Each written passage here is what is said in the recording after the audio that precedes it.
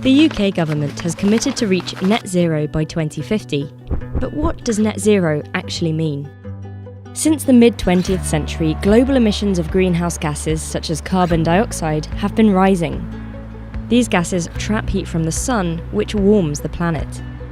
In the UK, we know we need to reduce our emissions to zero to help avoid the worst effects of climate change.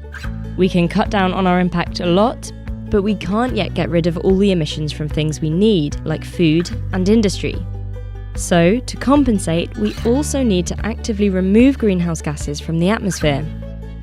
Net zero means striking a balance between what we emit and what we remove.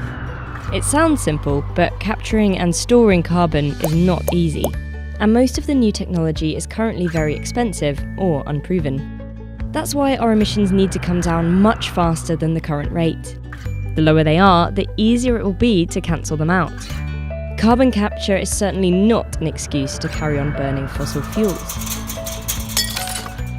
Getting to net zero will involve the whole of society, demanding a sustainability effort on the scale of the Industrial Revolution. For the government and businesses, it means eliminating fossil fuels, reducing energy demand, and investing in new technologies and the power of nature.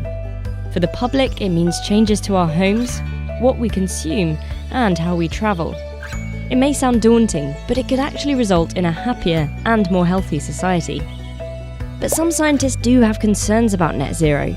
In the UK, we do not include finance, aviation, or foreign imports in our emissions calculations.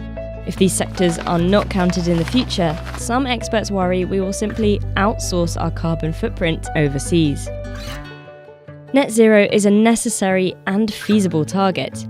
If done correctly, it's the radical and decisive action we need to limit warming well below 2 degrees Celsius and protect our planet for future generations.